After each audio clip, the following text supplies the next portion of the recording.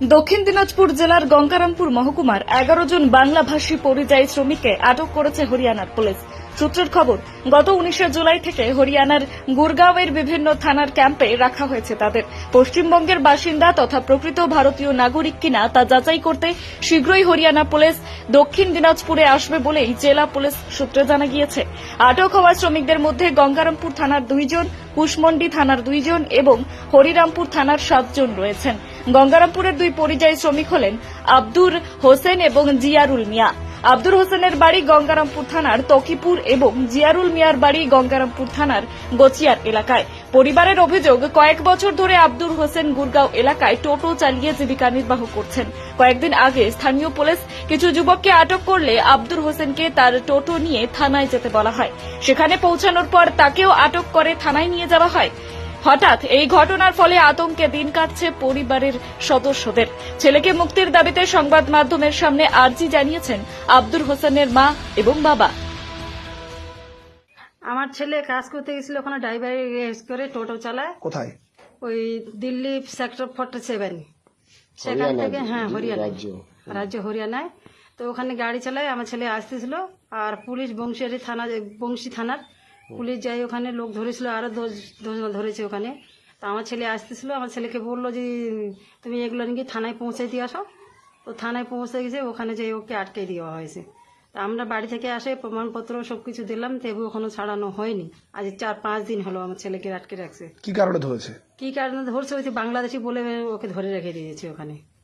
তা আমরা এতে বিচার চাই, এগুলো থানাতে থেকে প্রুফ সবকিছু দিলাম। তা আমাদের এখন ছেলেকে ছাড়া পাচ্ছে না, এর আমরা বিচার চাই, আমরা সক্ষ এঁকে চাই, আমার ছেলেকে আমরা ফিরিয়ে আনেন। হরিয়ানায় গাড়ি চালাচ্ছিল, ও খাইতে আসছিল, তখন ওকে বলছে এদেরকে আসামিগুলো ধরছি, ওদের পৌঁছাই দিয়েছো। পৌঁছাতে যাই ওকে সব ঢুকাই দিছি, আর ছাড়িচ্ছে না।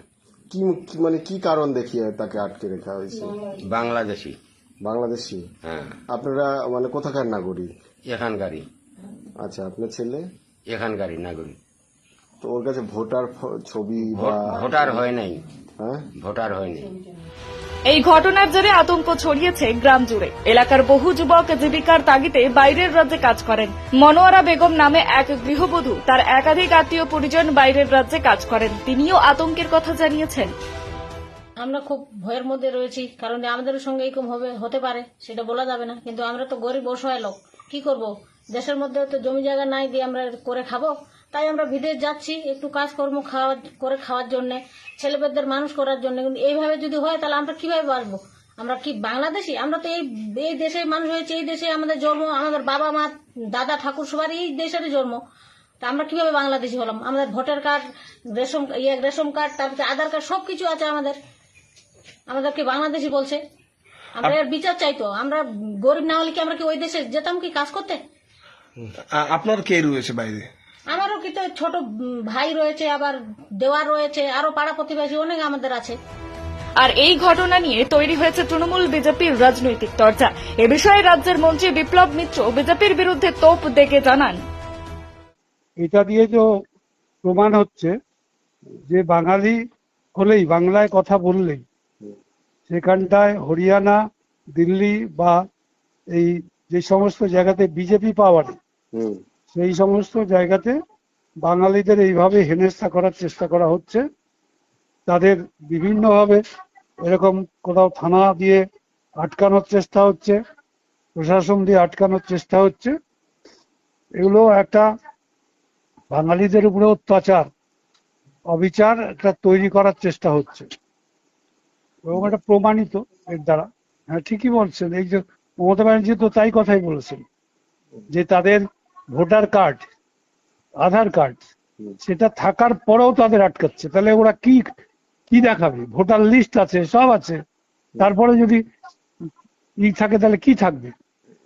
সংখ্যালঘু যারা বাংলায় কথা বলছে তাদেরই তখন আটক করার ব্যবস্থা হচ্ছে এইভাবে। পাল্টা তৃণমূলের বিরুদ্ধে তোপ দেগে বিজেপি জেলা সভাপতি স্বরূপ চৌধুরী জানান, দেখুন, বিজেপি শাসিত রাজ্য থেকে যদি ওরা ইউসুফ পাঠানকে নিয়ে এসে এখানকার এমপি করতে পারে, বিজেপি শাসিত রাজ্য থেকে শত্রুঘ্ন সিনহাকে নিয়ে এসে তারা ইয়ে করতে পারে, আবার কীর্তি আজাদকে নিয়ে এসে তারা এমপি বানাতে পারে। তো এটা বিজেপি শাসিত আর বিজেপি শাসিত নয় এই কথাটা বলাটা একদমই অনুচিত। মেন যেটা সমস্যা কি কারণে আটকেছে সেটা আগে বুঝতে হবে, সেখানকার কি ঘটনা আছে, কোন পরিপ্রেক্ষিতে আটকেছে। তাদের কাছে যদি পুরো ডিটেলস থাকে তাহলে তো অসুবিধা নেই, লাখ লাখ কোটি কোটি বাঙালিরা ভারতবর্ষের বিভিন্ন জায়গাতে আছে, সেখান থেকে তো কোনো সমস্যা নেই। কিন্তু যখন কিছু জনকে স্পেশালি ভাবে যখন আটক হচ্ছে তখন এই কথাগুলো আসছে কিভাবে? নাই ভারতবর্ষের বিভিন্ন জায়গায় বিভিন্ন বাঙালিরা নাই, বিভিন্ন কর্মসংস্থানের বাঙালিরা নাই।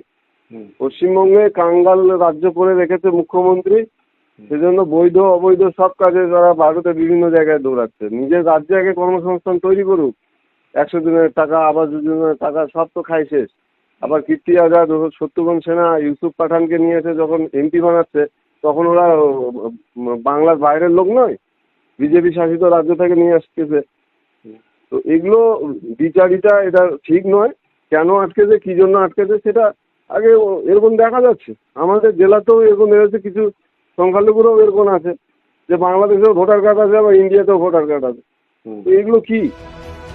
গঙ্গারামপুর থেকে বিশেষ প্রতিবেদন, নিউজ টুডে।